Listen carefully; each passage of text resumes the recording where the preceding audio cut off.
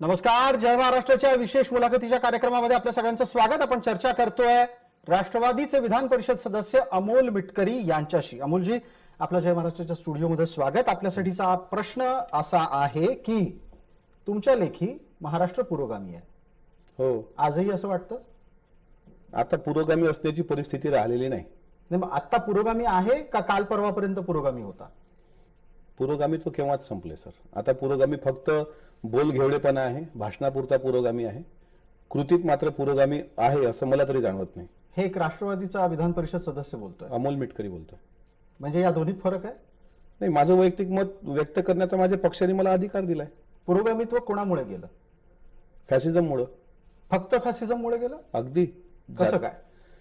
ज्या पद्धतीने जी विचारधारा जी या संविधानाला मारक आहे, ती संविधानाला मारक असलेली विचारधारा जशी फोफावते आहे भारतीय जनता पार्टीच्या राजाश्रयामुळे, त्यामुळे पुरोगामित्व लयास गेलं. मात्र ते टिकवण्याकरता आणि ते परत आणण्याकरता प्रयत्न माझाही आहे, आमच्या पक्षाचाही आहे. पुरोगामित्व जपणारा आमचा पक्ष आहे. आता तुम्ही म्हणाल आता पुरोगामित्व नाही हे कशावरून? ज्यावेळेस महाराष्ट्राचे मुख्यमंत्री ज्योतिषाकडे हात दाखवतात, ज्यावेळेस महाराष्ट्राचे मुख्यमंत्री स्वतः कामाख्या देवीच्या मंदिराला नवस बोलतात, ज्यावेळेस शिंदे गटाचे काही आमदार म्हणतात आम्ही नवस फेडायला आलोत, म्हणजे ज्या महाराष्ट्रामध्ये गाडगे महाराज, दाभोळकर, फुले शाहू, बाबासाहेब तुकाराम महाराजांची परंपरा आहे, त्याच महाराष्ट्रामध्ये पुरोगामित्व घालवण्यासाठी सरकारने जी पावलं उचललीत किंवा करतंय सरकार, मला असं वाटतं हे पुरोगामित्वाला न शोभणार आहे. मात्र मला प्रश्न आहे, तुम्ही असं म्हणता की नवस फेडणं, ज्योतिषाकडे जाणं, या सगळ्या गोष्टी पुरोगामित्वाला बाधक आहेत. मुख्यमंत्र्यांच्या वर आक्षेप नोंदवला गेला की ते म्हणे शिर्डीला गेले आणि तिथून ते एका ज्योतिषाकडे भविष्य विचारायला गेले, गुवाहाटीला गेले, तिथे नवस फेडायला गेले. हे तुम्हाला पटत नाही. पण तुम्हाला दुसऱ्या बाजूला पुरोगामित्वाचा याच्यामुळे जाणारा संदर्भ हा सरळ सरळ देवाला नाकारण्याचा आहे असं नाही वाटत? श्रद्धा हा विषय आणि पुरोगामित्व हे दोन्ही परस्पर एकसोबत जाऊ शकतं की नाही? तुकाराम महाराजांची श्रद्धा होती पांडुरंगावर, पण अभंग होता नवसा याचे पुत्र होती तरी का करणे लागे पती. म्हणजे देवाधर्माच्या नावाने जे थोतांड आहे त्याला विरोध असणारा हा महाराष्ट्र आहे, लक्षात घ्या.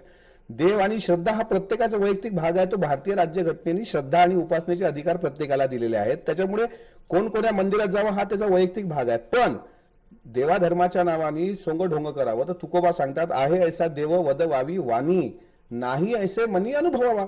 निरक्षर असणाऱ्या संत गाडगेबाबांनी सुद्धा हे नवस सायास नाकारलेत ना, एकनाथांनी भारुडामध्ये नाकारलेत. नाही, तुमचा विरोध नवस सायास करण्याला आहे का तुमचा विरोध देवाला नमस्कार करण्याला आहे? देवाला मी स्वतः नमस्कार करतो. नवस सायास करायचे नाहीत असं तुमचं म्हणणं? नवसा याचे पुत्र, नवसाला विरोध केलाय आपल्या महापुरुषांनी, महामानवांनी, बरोबर, संतांनी केलाय. श्रद्धा असावी पण ती अंधश्रद्धा नसावी. नवस हे अंधश्रद्धेत येतात 100%. आणि नवस करू नयेत यावर तुम्ही ठाम आहात 101%. मग तुमच्या नेतृत्वात किंवा तुमच्या पक्षात हे कोणीही देवाला नवस करत नाही? नाही, मी माझं वैयक्तिक मत मांडलंय. अच्छा, पण तुम्ही पक्षाचं प्रतिनिधित्वही करता.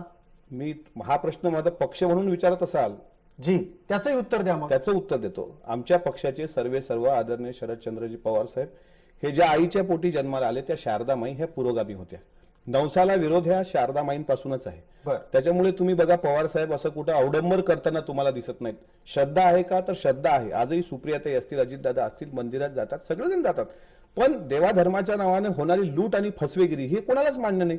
पण ते मला असं वाटतं तुम्हाला मान्य नाही. ते जे मंदिरात जाणं आहे, आपल्या नेतृत्वाचं मंदिरात जाणं आहे, हे 2014ला नरेंद्र मोदी आल्यानंतर दिसायला लागलं असं कोण म्हणतं? त्याच्या आधी तुमच्या लेखी किती वेळा मंदिरात गेले होते पवार साहेब? जी, हे बघा, मंदिर जाना आदत है और ईमानदारी इबादत है. मंदिरात जाऊनी नाक दाबावे त्यापेक्षा रस्त्याचे काटे उचलावे असं तुकडोजी महाराजांनी म्हटलेलं आहे. अवडंबर कशाला? ढोंग मंदिरात जाण्याचे सगळीच लोक करतात, त्याच्यामुळे ते धार्मिक होतात असं नाही ना. नाही, पण मग 2014 नंतर वारंवार का दिसायला? पवार साहेब मुळातच त्यांच्या आई वडिलांचा जो वारसा आहे तो पुरोगामित्वाचा आहे. त्या पद्धतीने चालले. ते मंदिरात गेले नाही गेले याच्यावर महाराष्ट्राचं राजकारण नाही. त्यांनी जे कामं केली, जे शेतकऱ्यांसाठी कामं केली, जे महाराष्ट्रातलं पुरोगामित्व टिकवण्यासाठी केलीत, हे भाजपलाही जमलं नाही आणि नरेंद्र मोदींनाही जमलं नाही. याच पुरोगामित्वाची चर्चा पुढच्या टप्प्यात जेव्हा आपण नेतो तेव्हा आपल्याला एक प्रश्न निश्चित ताज्या घटनाक्रमांचा विचारावा असं वाटेल. महिला मुख्यमंत्री महाराष्ट्राला मिळू शकते अशा प्रकारची एक चर्चा सुरू झाली आहे. महाराष्ट्र आजवर कधी महिला मुख्यमंत्री का नाही देऊ शकला? शालिनीताई पाटलांसारखं एक खमकं नाव होतं आपल्याकडे.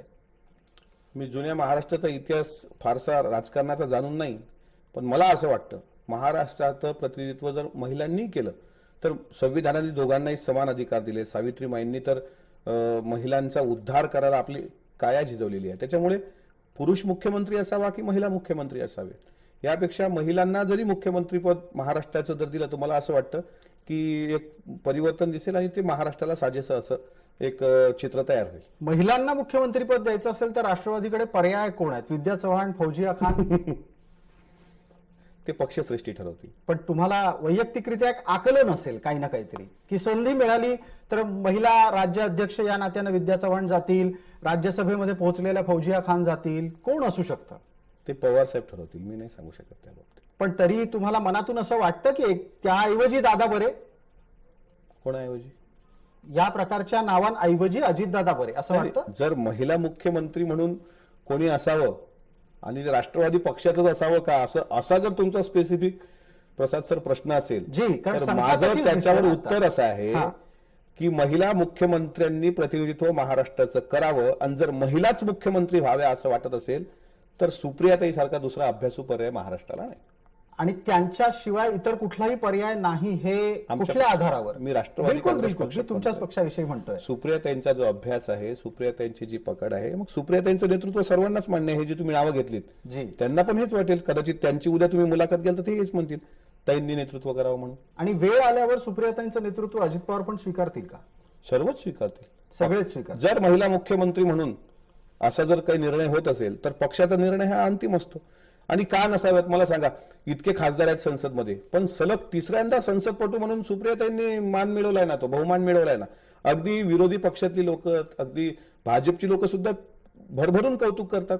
एखादाच येळपट असतो अब्दुल सत्तारांसारखा जो नीच पातळीवर बोलतो. पण माझं असं म्हणणं आहे, आत्ताच्या घडीला हीच संधी आपल्याला 2019 ला घेता आली नसती का? अडीच वर्षाचा विषय वाटून घेऊन. कोणासोबत? मवियाच्या कार्यकाळामध्ये राष्ट्रवादीला भाकरी परतता आली नसती का, हा प्रश्न आहे तुम्हाला. भाजप सोबत जाऊन म्हणताय? नाही, कशाला? मवियामध्येच तुम्ही अडीच वर्ष वाटून घेऊन त्याच काळामध्ये 2019 1 जूनलाच तुम्हाला भाकरी परतता आली असती. अजून मैदान दूर नाही. लोकांच्या मनात रोष आहेच आणि आम्हाला माहित आहे महाविकास आघाडीचं सरकार लवकर येणार. आता तारीख पे तारीख जरी सुरू असेल, न्याय म्हणजे जर न्यायालयाने आपल्या खंडपीठाने जर योग्य वेळी निर्णय दिला तर मी 100% सांगतो यांचे आमदार डिस्क्वालिफाईड होऊन महाविकास आघाडीचं सरकार येणार. मग त्यावेळेस विचार करू. आणि तुमची भावना मी समजू शकतो, त्यावेळेला घेतलेली आहे की त्यावेळेला शिवसेनेला किंवा आताच्या असलेल्या उद्धव गटाला संधी असण्याची शक्यता नाही, कारण त्यांचे आमदार कमी झालेले असतील. जास्त पण होऊ शकतात.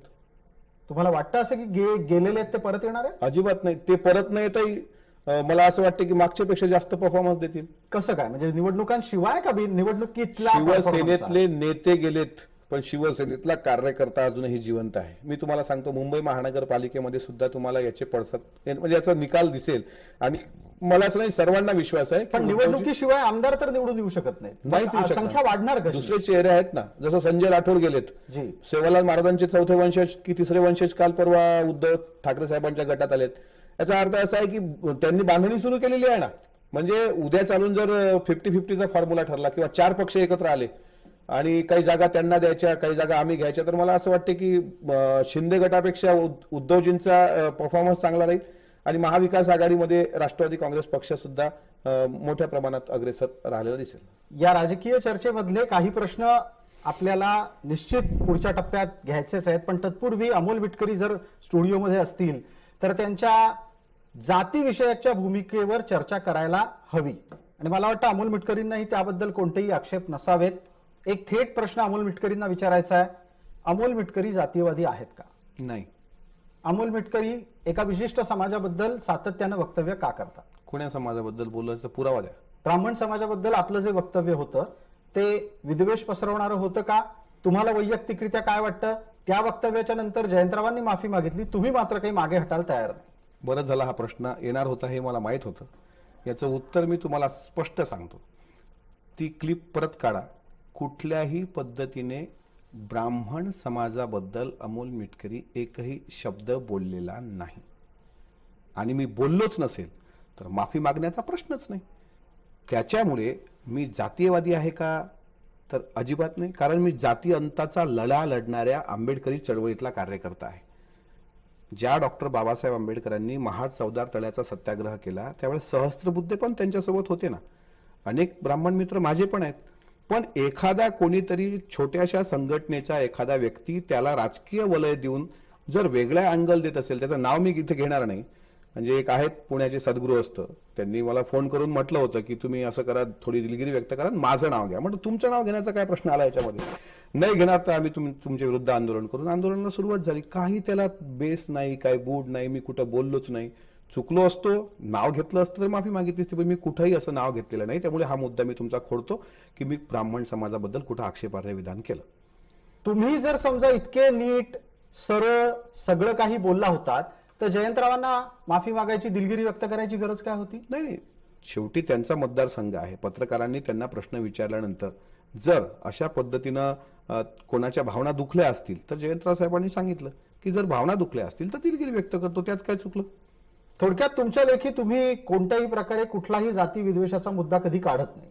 काढलाच नाही. मला पुरावा द्या, त्याही भाषणातला पुरावा द्या की मी ब्राह्मण समाजाच्या विरुद्ध कुठं बोललोय म्हणून. आणि छत्रपती शिवरायांची गौरवगाथा सांगत असताना त्यात ब्राह्मणांचं काहीच योगदान नाही हे वारंवार सांगावं असं वाटतं? मी कुठं सांगितलंय असं? नाही, असं जो काही राष्ट्रवादीच्या कडून प्रचार होतो काय की या छत्रपती शिवरायांचं दैवतीकरण करण्याचं काम ब्राह्मणांना केलं, त्यांच्याविषयी जे जे घडलं नाही ते सांगण्याचा प्रकार घडला. जिथे चूक घडली ती गोष्ट महाराष्ट्राला सांगितलीच पाहिजे. उदाहरणार्थ अफजल खानाच्या भेटीच्या वेळी कृष्णा भास्कर कुलकर्णींनी छत्रपती शिवाजी महाराजांवर वार केला होता आणि शिवाजी महाराजांनी अफजल खानाचा कोथळा काढल्यानंतर कृष्णा भास्कर कुलकर्णीला सुद्धा एक घाव दोन तुकडे केले होते. हा इतिहास सांगितला पाहिजे ना. पण गोपीनाथ पंत बोकील सुद्धा तिथे होते, हे पण आम्ही सांगतो. छत्रपती शिवाजी महाराजांना महाराष्ट्रात विरोध झाला राज्याभिषेकाला, काशीचे गागाभट्ट आले, हा इतिहास आहे. त्या दोन्ही प्रकरणांच्या अनुषंगानं एक पुढचा प्रश्न बघ असा, छत्रपतींच्या इतिहासाविषयीची चर्चा तुमच्याशी करत असताना तुम्हाला हेही आठवत असेल, जावळीला मोरे होते, हो, सावंतवाडीत सावंत होते, मुधोळचे घोरपडे होते. बिलकुल. मग ही सगळी मंडळी तुम्हाला वेळोवेळी आठवत नाहीत, पण तुम्हाला कुलकर्णी बरोबर आठवतात. नाही, हे पण आम्ही सांगतो ना. जावळीच्या चंद्रराव मोरेचा पाडाव महाराजांनी केला. माझी तुम्ही इतिहासाची भाषणं तर ऐका. मी जे काही इतिहास मांडलाय ना ती भाषणं ऐका आपण. त्याच्यामध्ये सगळं सातत्यानं आलंय. 19 फेब्रुवारी 1630. हा, काही ठिकाणी विरोध आहे. समजा आता प्रतापगडावर त्या दिवशी शिवप्रताप दिन साजरा झाला, तो तिथीनुसार साजरा केला मुख्यमंत्र्यांनी. जी, 10 नोव्हेंबर 1659 ही अधिकृत तारीख आहे. भालजी पेंढारकरांचे जुने चित्रपट जरी काढले ना त्यात स्पष्ट आहे की 10 नोव्हेंबर 1659 प्रतापगडावर छत्रपती शिवरायांनी अफजल खानाचा कोथळा काढला. आता ते तिथीनुसार तुम्ही करत असाल तर आमचा विरोध आहे. म्हणजे विरोध म्हणजे एक भूमिका अशी आहे की शिवाजी महाराज जर एक आहेत ना, ते स्वतः छत्रपतींच्या गादीचे वारस उदयन महाराज बोलले का शिवाजी महाराज एक तर शिवजयंती एक झाली पाहिजे, शिवाजी महाराज एक तर त्याच्या जन्माच्या तारखा, त्याचा वाद मिटायला पाहिजे. तो जर वाद तुम्हाला मिटवायचा आहे तर तो ख्रिस्ती कालगणनेनुसार का? छत्रपतींच्या जन्माच्या, छत्रपतींच्या देहवसनाच्या ज्या ज्या काही तारखा असतील त्याच्यानंतरची ख्रिस्ती कॅलेंडर सुद्धा धड नाहीत. त्या ख्रिस्ती कॅलेंडर मध्येच अनेकदा गडबडी आहेत. आणि सगळ्यात एक आणखीन तपशील, ज्या ख्रिस्ताच्या जन्म मृत्यूच्या अनुषंगानं कालगणना होते त्याच्या पुनर्जन्माला तिथीनुसार तेच साजरे करतात आणि आपल्याला शिवरायांना तिथीनुसार साजरे करायचं नाही. मग शिवाजी महाराजांना तुम्ही काय देव मांडणार? कालगणनेचा मुद्दा आहे. हे बघा, तुम्हाला ख्रिस्ती कालगणना छत्रपतींना लावा. मला प्रसादजी बोलू द्या. आज आता महापरिनिर्वाण दिवस आहे, काय 6 डिसेंबर. जी, जयंती आली 14 एप्रिल. बिलकुल. गांधी जयंती 2 ऑक्टोबर. पंडित नेहरू जयंती 14 नोव्हेंबर. शिवजयंती म्हटल्यावर तारीख आणि तिथीचा वाद का? म्हणून 1680च्या संदर्भाला तुम्ही ह्या सगळ्या ज्या महापुरुषांच्या तारखा देता आहात ही सगळी माणसं 1900 ते 2000च्या दरम्यानची आहेत. याला तुम्ही 1680ला कसं जोडाल? पण 1680ची कालगणना ही आता 2022 मध्ये मोजायला गेला तर त्यात ख्रिस्ती कॅलेंडर बदललंय. जिजाऊंची जयंती आपण ख्रिस्ती कालगणनेनुसारच साजरी करतो ना 12 जानेवारीला, आणि संभाजी महाराजांची 14 मेला करतो. हे तर समकालीन आहेत छत्रपती शिवरायांच्या. शिवाजी महाराजांबद्दलच का आगात छळ होतोय? माझं म्हणणं आहे, जर आम्ही विज्ञानाकडे जातो असं म्हणतोय तर येऊ द्या ना. म्हणजे एमपीएससीच्या स्पर्धा परीक्षेच्या अभ्यासक्रमात जर असा विषय आला शिवरायांची जयंती कधी साजरी करायची, तर येऊ द्या ना मुलांकडून 19 फेब्रुवारी. का तिथी आणि तारखेचे वाद आणि फक्त महाराजांबद्दलच का वाद असावेत? त्याच्यामुळे मला असं वाटतं की जग जरा ग्लोबल झालंय, जग जरा विज्ञानवादाकडे झेपावते आहे, जग रोज बदलते आहे. त्याच्यामुळे आपण बदललं पाहिजे. तुमच्या लेखी छत्रपतींची जयंती ही विज्ञानवादाच्या कसोटीवर तपासून पाहिली पाहिजे. त्याच छत्रपतींच्या बद्दल एक आणखीन आक्षेप आहे ज्याच्यावर राष्ट्रवादी कायम भूमिका घेत असते. तुम्ही पण कदाचित ती भूमिका मान्य कराल की महाराजांचा उल्लेख एकेरी होता कामा नये. बरोबर आहे? अगदी बरोबर आहे. मग आपल्याकडे शिकवणी देत असताना जेव्हा असं म्हटलं जातं की शिवाजी जन्मावा तो दुसऱ्या घरात, ही एक म्हण आहे. पण याच्यातून जेव्हा महाराजांचा उल्लेख केला जातो तो एकेरी नसतो. याच्यातली भावना समजण्यात गल्लत होते का? एक लक्षात घ्या, सीएसटीला सीएसएमटी आता म्हटलं जातं, छत्रपती शिवाजी महाराज असं, आणि आदरयुक्त का नाही बोलावं? गुरु गोविंद सिंगांबद्दल शीख धर्मामध्ये शीख बांधव गुरु गोविंद सिंग साहब असाच उल्लेख करतात. इतक्या आदरानं जर ते करतात म्हणजे त्यांना त्या महापुरुषांबद्दल किती आदर आहे. मला असं वाटतं आता शिवाजी पार्कवर सभा आहे, मीडिया पण चालवते ना बातमी की आज यांची शिवाजी पार्कवर सभा. मी म्हणतो छत्रपती शिवाजी महाराज पार्कवर सभा असं म्हणायला अडचण काय? त्याच्यामुळे शिवाजी जन्मावा तो दुसऱ्याच्या घरात. मग काही लोक म्हणतात गोविंद पानसरेंच्या पुस्तकाचं पण नाव होतं की शिवाजी बिलकुल, कोण तो होता. मुद्दा अगदी येणार. आणि त्याच पुस्तकाचं फार मोठ्या प्रमाणामध्ये प्रचार हा आपल्या वाचलं पक्षातून पाहिजे. झालेला आहे. तुम्ही वाचलंय का? मी बिलकुल वाचलंय. त्याच्यातले बरेचसे संदर्भ आहेत. त्याच्या शीर्षकावरची चर्चा काय करायची? चांगले आहेत ना संदर्भ, निश्चित तपासावे लागतील. त्याच्यावरही वाद आणि चर्चा होऊ शकते. पण आपल्याला गोविंद पानसरेंनी दिलेलं शीर्षक पटतं, पण इतर कोणी छत्रपतींच्या बद्दलचा उल्लेख एकरी करता आता शिकवणीच्या बाबतीत केलेला पण पटत नाही. समजा प्रसाद लाडांचं तुम्ही ताजं उदाहरण घ्या. जी सॉरी, रावसाहेब दानवेंचं. बरं, रावसाहेब दानवेंचा एक व्हिडिओ फिरला शिवाजी एकेरी बोलल्याबद्दल. आता त्याची तुलना करताना मला जे काही लावारिस कार्टी ट्रोल करतात, मला साधारणपणे 40 पैशाची पेड कार्टी, ते मला विचारतात की दानवे एकेरी बोलले शिवाजी म्हटलं तर तुम्हाला वाईट वाटतं आणि पानसरेंनी म्हटलं तर तुम्हाला त्याच्याबद्दल काही आक्षेप नाही. गोविंद पानसरे हे एक इतिहास संशोधक होते, इतिहास लेखक होते. रावसाहेब दानवे आणि गोविंद पानसरेंची दूर तुलना होऊ शकत नाही. त्यांनी ते कोण्या काळात लिहिलं, ठीक आहे, गोविंद पानसरेचा जन्मकाळ, पुस्तक लिहिण्याचा काळ, त्यावेळेस कदाचित तो एक मुखोद्गत आलेला प्रवाह असेल, त्या प्रवाहापोटी त्यांनी लिहिलं. किंवा दगलबाज शिवाजी नावाचं पुस्तक प्रबोधनकार ठाकरेंनी पण लिहिलेलं आहे. बिलकुल. त्याच्यानंतर घरी त्यांना विचारायला गेले की हा दगलबाज काय प्रकार? दगलबाज शिवाजी आणि बगलबाज अर्जुन असं त्याच्यामध्ये आहे की शिवाजी दगाबाज म्हटलेलं नाही, बिलकुल दगलबाज हा शब्द आहे. त्याच्यामुळे एक लक्षात घ्या की आता बदललोय ना आपण जग, ठीक आहे. गोविंद पानसरेंच्या पुस्तकाचं नाव शिवाजी कोण होता असं असेल, एकेरी उल्लेख असेल, किंवा शिवाजी पार्क आपण असा एकेरी उल्लेख करतो, किंवा शिवाजी जन्म. आता बदलूयात ना आपण.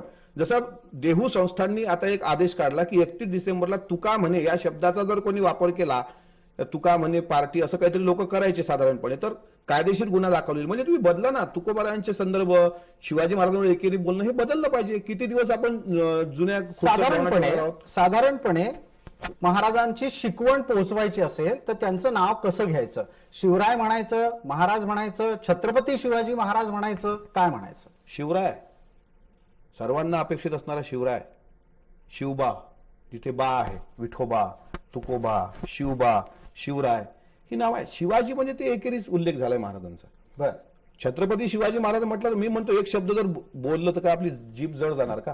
छत्रपती शिवाजी महाराज टर्मिनस आपण म्हणतो ना, एअरपोर्टला आपण ज्यावेळेस एखाद्या फ्लाईट मधून लँड होतो त्यावेळेस शिवाजी महाराजांचाच उल्लेख येतो ना. मग आदर केला तर हरकत काय आहे? बिलकुल, आदर झालाच पाहिजे, आदर झालाच पाहिजे. याच्यावर काहीच कुठल्याच प्रकारचा आक्षेप असू शकत नाही.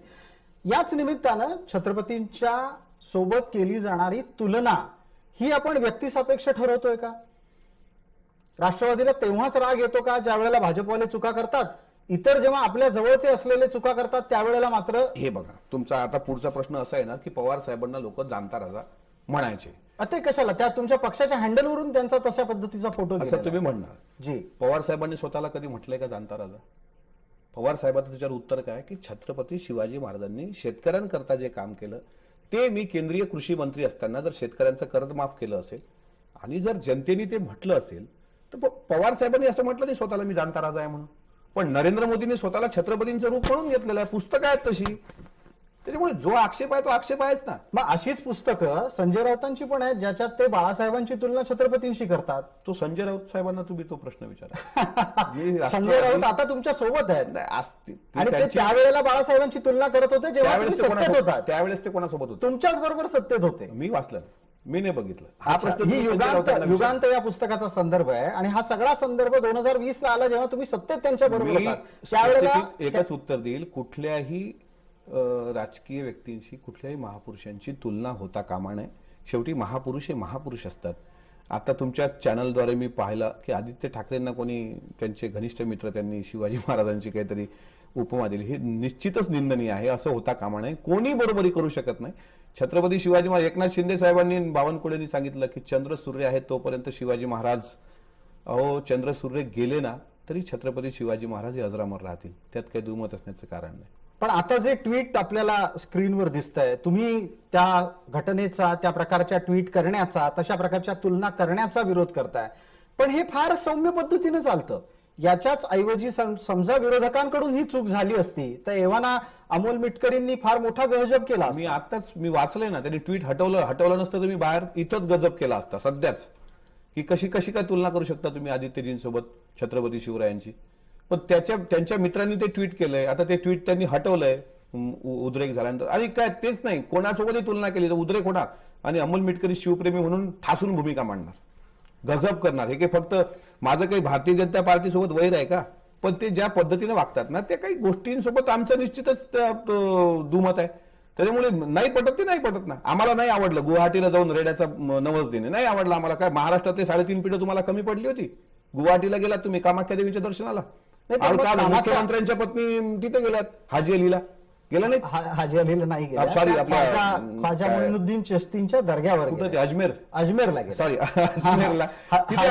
आपल्याकडे अजमेर राजस्थानात आहे. मुख्यमंत्र्यांच्या पत्नी याला गेल्या, अजमेरला गेल्या, मुख्यमंत्री गुवाहाटीला गेले.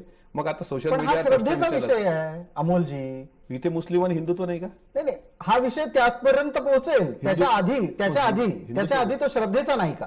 कसा? कामाख्याला जाणं हा विषय श्रद्धेचा नाही का? तुळजाभवानी नाही आहे तुमची श्रद्धा? एक मिनिट, आपण ही बळजबरी कशी करू शकतो की तुम्ही तुळजाभवानीवरच श्रद्धा ठेवा? तुम्ही गुवाहाटीला जाऊन महत्व का वाढवता? हा पण माझा महाराष्ट्रीयन म्हणून प्रश्न आहे. 33 कोटी देव जर सगळीकडे आहेत असं तुम्ही म्हणताय, माझं म्हणणं असं आहे की तुम्ही वैष्णवदेवीला जाण्यावर विरोध कराल. तुम्ही म्हणाल महाराष्ट्रातल्या लोकांनी वैष्णवदेवीला जाऊ नये. बघा, महाराष्ट्राची सत्ता, अहो शिवाजी महाराजांनी स्वराज्याची बांधणी केली तर तुळजाभवानीचं दर्शन घेतलं. म्हणजे सत्ता ज्यावेळेस स्थापन झाली तर तुळजाभवानी असेल, कोल्हापूरची अंबाबाई असेल, माहूरची रेणुका असेल, वणीची सप्तशृंगी असेल, ही 3.5 पीठ आहेत ना. मग तुम्हाला ह्या पीठावर जाता नाही आलं का? जायचं होतं तुळजाभवानीला, सगळ्यांचं दैवत आहे. कामाख्या देवीला तर मी पण नाही पाहिलं, तुम्ही पण नसेल पाहिलं. मला असं वाटतं की महाराष्ट्राची अस्मिता घेऊन तुम्ही तिकडे कशाला जाता? की महाराष्ट्रातले देव संपलेत का सगळे? नाही पाहिलं याचा अर्थ अमोल मिटकरींनी तुळजाभवानीला पाहिलंय का? म्हणजे कशा रूपाने पाहिलं? नाही पाहिलं. मी धार्मिक आहे. अच्छा, मी मूर्ती पाहिली, मला काय ती येऊन मला आता काही मला परत ती साक्षात्कार देईल असं म्हणत नाही मी. देव, आता परत प्रश्न येतो का देव आहे की नाही, ती संकल्पना, हा वाद जर करत बसलो तर आपल्याला वेळ पुरणार नाही. त्याच्यासाठी मी स्पेशल येईल तुमच्याकडे. अगदी बिलकुल. त्या निमित्तानं आपण एकदा परत चर्चा करू. एक मुद्दा राज्यघटनेच्या अनुषंगानं आपल्यापर्यंत पोहोचवायचा आहे आणि तो असा की तुम्ही म्हणता कायम राज्यघटना ही भारतीय जनता पार्टीच्या कार्यकाळामध्ये वारंवार मोडली जाते किंवा तिला 2014 जाळली जंतर मंतरला, ती धोक्यात येते तुमच्या लेखी. संविधानाचं पालन होत नाही. हो, जरा इतिहासात थोडं डोकवायची तयारी असेल तर पहिली राज्यघटनेतली दुरुस्ती कोणी केली आणि त्यावेळेला आंबेडकरांचं काय म्हणणं होतं याचा काही अभ्यास आपल्याकडे आहे? नाही. अच्छा, तपशिलासाठी सांगू इच्छितो, मग जरूर प्रतिक्रिया द्या. पहिली राज्यघटनेतली दुरुस्ती ही पंडित नेहरूंनी बळजबरी केली, ज्याला आंबेडकरांचा विरोध होता. आता या घटनेला तुम्ही बाबासाहेबांचा सन्मान तर निश्चित समजणार नाही आणि तो अपमान पंडित नेहरू करत असतील तर तो खपवून घ्यायचा का? 1947ला देश स्वतंत्र झाला आणि 1950ला 26 जानेवारीला राज्यघटना लागू झाली. त्याच्यानंतरचं काही असेल तर सांगा, मी उत्तर देतो. बिलकुल, हा त्यानंतरचा लगेचचा संदर्भ आहे. पहिली घटना दुरुस्ती ही लगेच प्रश्न असा आहे, भाजप सत्तेत कधी आलं? 2014 तुमच्या लेखी. बरोबर. आणि त्याच्या आधी एकदा 2014ला स्वातंत्र्य मिळालं म्हणतात ते कंगना राणावत, लक्षात घ्या. नाही, तसं सामनानी पण म्हणतात ते तुम्हाला आठवत नसेल. तुमचा स्पेसिफिक प्रश्न असा आहे की घटनेची पायमल्ली भारतीय जनता पार्टी सरकार करते आहे असं तुमचं मत आहे, हा प्रश्न आहे ना? बिलकुल. एखादं उदाहरण जर विचारलं तर मी तुम्हाला सांगतो. नाही, पण ती पायमल्ली ही नेहरूंच्या काळात झाली सगळ्यात आधी, हे तुम्हाला. तुम्ही नेहरू, आंबेडकर आणि गांधी हे तिघं वेगळे वेगळे करू शकत नाही. तात्कालीन काही मतभेद असतील, काही दुरुस्त्या असतील, त्या दुरुस्त केल्या असतील किंवा काही त्या ठिकाणी त्यांनी मतमतांतर मांडले असतील, त्याचा स्वीकार बाबासाहेबांनी केला असेल, हा त्या काळातल्या त्या लोकांचा तो त्या वेळेसचा प्रश्न आहे. महात्मा गांधींना मिस्टर गांधी बाबासाहेब आंबेडकर म्हणायचे, याचा अर्थ मी तो म्हणावा असा माझा अधिकार होत नाही. त्याच्यामुळे हा जो प्रश्न आहे सध्याच्या परिस्थितीला जर तुम्ही धरून हा प्रश्न जर मला विचारलात की आत्ताच्या घडीला भारतीय जनता पार्टी ही संविधानाची पायमल्ली करते आहे का, तर हो. भारतीय संविधानाने प्राथमिक शिक्षण सक्तीचं आणि मोफत करायला सांगितलेलं आहे. महाराष्ट्रातल्या 20 पेक्षा कमी पटसंख्या असलेल्या सर्व मराठी शाळा बंद करते हे सरकार. हे पायमल्ली नाही तर काय? अहो, मराठी शाळा मुंबईत सगळ्यात आधी बंद झाल्या आणि सर्वात जास्त संख्येने बंद झाल्या नुकसान आणि कोणाचं मुंबईमध्ये होतंय? मुंबई महानगरपालिका कोणाच्या ताब्यात आहे त्यांना कधीतरी विचारणार आहात की नाही? एक लक्षात घेतलं पाहिजे, हा प्रश्न फक्त मुंबई महानगरपालिकेपुरता नाही, हा ऑल ओव्हर महाराष्ट्राचा प्रश्न आहे. पण सर्वाधिक मुंबईत विचारणार ना आहे. आम्ही अधिवेशनामध्ये, हा मुद्दा विचारणार आम्ही. मग मुंबई महानगरपालिकेच्या संदर्भातला असो की ग्रामीण भागातल्या शाळा असो, विचारणार आम्ही. महाराष्ट्रातल्या जनतेच्या शिक्षणाच्या भविष्याचा हा प्रश्न आहे. मग हे तुम्ही घटनेची पायमल्ली नाही आहे भारतीय जनता पार्टीकडून, बोलायचं नसतं. तुम्ही येत्या अधिवेशनात हा प्रश्न विचाराल की नाही याची पाठपुरावा नक्की करू. लक्षवेधी आहे माझी त्या विषयावर. मग त्याबद्दल मुंबई महानगरपालिकेतल्या संदर्भासह विचाराल अशी अपेक्षा बाळगतो. अगदी. एक पटकन पुढचा मुद्दा. चर्चेला वेळेची मर्यादा आहे, शेवटच्या टप्प्यात आपण या चर्चेला घेऊन जातो आहोत. संविधानाची चर्चा आपण करता, संविधान रक्षणासाठी लढा देता आणि तुमचं म्हणणं असं आहे की एक समता टिकली पाहिजे. ह्या सगळ्या याच्यामध्ये वारंवार मनूचा उल्लेख होत असतो, आपल्याला आठवत असेल. मी पण करतो. हा मनू कोण होता? वेगळे वेगळे मनू आहेत इतिहासामध्ये. बर, मग तुम्ही कुठल्या मनूचा संदर्भ घेऊन मनुस्मृती आणि मनुस्मृतीतलं शिकवणं आणि त्या शिकवणीचा विरोध असा करता? ज्यांनी ती मनुस्मृती रचली त्या मनूचा संदर्भ मी घेत असतो. तो कोण होता? भार्गव स्मृती सुद्धा त्याला म्हटलं जातं. जी. आणि ज्या भार्गव स्मृतीने, अर्थातच मनुस्मृतीने स्त्रियांचे अधिकार नाकारले, शूद्रांचे अधिकार नाकारले, त्याचा आम्ही विरोधच करतो. आणि तो तो शेवटपर्यंत पण म्हणू तो शोधावा लागेल आता कोण होता. नाही, तो जातीच्या उतरंडीत कोणी स्थान प्राप्त केलेला व्यक्ती होता का नव्हता? तो जाती व्यवस्थेचा कट्टर पुरस्कर्ता असावा असं मला वाटतं. मग त्याचा संदर्भ देत असताना कायम तो मनू हा ब्राह्मण होता अशा प्रकारचा संकेत का दिला जातो? प्रत्यक्षात मनू ब्राह्मण नव्हता, मग कोण होता? तो क्षत्रिय होता. ते आणि हे भागवतात पण आहे. मग जर मनू क्षत्रिय होता, एकूण मनू किती झाले? जो ज्याच्या संदर्भाला तुम्हाला द्यायचं आहे. वेगळे वेगळे मनू आहे. भार्गव स्मृती म्हणजे मनुस्मृती. जी. मनू वेगळे वेगळे झालेत. कोणी म्हणतं 24 मनू झालेत, कोणी म्हणतं 42 मनू झालेत, असं वेगळे वेगळे मनू आहेत. नेमका हा कोणता मनू आहे हे मला नाही माहित, कोणता मनू आहे. मग तुम्ही सांगताय क्षत्रिय आहे, तर नक्कीच क्षत्रिय असेल तरी त्यांनी तर अशा पद्धतीचं भार्गव स्मृती लिहिली असेल, मनुस्मृती ज्यात स्त्रियांचे अधिकार नाकारले, तर तोच मनू आमचा शत्रू. तो काही ब्राह्मण आणि क्षत्रिय असावा असं नाही. तो क्षत्रिय असेल तरी ना, त्यात ब्राह्मण आणि क्षत्रियाचा प्रश्नच नाही येत. या वाटचालीच्या अनुषंगानं चर्चेतल्या शेवटच्या टप्प्याचा प्रश्न असा आहे की राष्ट्रवादीमध्ये लिंगायत समाजाच्या तुमच्यासारख्या नेत्याला किती भविष्य आहे? मी लिंगायत आहे कोणी सांगितलं? म्हणजे ही माहिती खोटी असेल तर तुम्ही सांगा की मी लिंगायत नाही. मी आजपर्यंत जातीच्या चौकटीत स्वतःला कधी बांधून घेतलेलं नाही प्रसाद सर. जी. कधीच बांधून घेतलेलं नाही. महाराष्ट्रभर मला मराठा समाज असेल, बौद्ध समाज असेल, मुस्लिम समाज असेल, 18 पगड जाती असतील, यांनी अमोल मिटकरी म्हणूनच स्वीकारलं. जेव्हा मी आमदार झालो तेव्हा महाराष्ट्राने किंवा काही कुत्सित लोकांनी माझी जात शोधण्याचा प्रयत्न केला. मग ते वेगवेगळ्या माध्यमातूनही आलं. आणि तुम्ही सांगताय, नक्कीच मी ती जातीचा उल्लेख करत नव्हतो. मी लिंगायत आहे आणि लिंगायत असण्याचा मला अभिमान आहे. याचं कारण महात्मा बसवण्णांनी 12व्या शतकामध्ये जो विज्ञानवादी लिंगायत धर्म दिला, त्या बसवण्णाचं प्रॉमिस लिटरेचर म्हणजे वचन साहित्य मानणारा मी आहे, त्यापैकी मी आहे. त्याच्यामुळे राष्ट्रवादी काँग्रेस पक्षामध्ये आम्हाला भविष्य आहे का? तर एक तुम्हाला तुमचा मुद्दा क्लिअर करतो. लिंगायत म्हणून मला राष्ट्रवादी काँग्रेस पक्षाने आमदारकी दिलेली नाही. तर एक चळवळीचा कार्यकर्ता, एक चळवळीचा माणूस जो महाराष्ट्रभर फिरू शकतो, प्रबोधन करू शकतो, इतकंच नाही प्रबोधनासोबत पक्षाची विचारधारा सुद्धा पुरोगामित्वाची मांडू शकतो महाराष्ट्रामध्ये, हे पक्षाला होतं. म्हणून अजितदादांनी मला आमदारकी दिली. त्याच्यामुळे लिंगायत समाजातले आज बसवराज पाटील पक्षामध्ये आहेत, काल परवापर्यंत दिलीप सोपल होते, अनेक लोक होती. आणि तुम्ही बघा ना, संजय बनसोडे राज्यमंत्री होते, आहेत बौद्ध समाजाचे, पण लिंगायत समाजाने सर्वात जास्त वोटिंग त्यांना त्या भागामध्ये केलं. त्याच्यामुळे भविष्य पक्षात या समाजाला ऐकत, लिंगायत बांधव जर ऐकत असतील तर मला असं वाटतं की आपले प्रश्न सुद्धा सातत्याने सोडवण्याचा प्रयत्न हा आदरणीय पवारसाहेब नेहमी करत असतात. त्याच्यामुळे मला पण इथे आमदारकी जी भेटली ती काही लिंगायत म्हणून नाही, तर एक पक्षाचा एक प्रचारक म्हणून मला ती भेटली.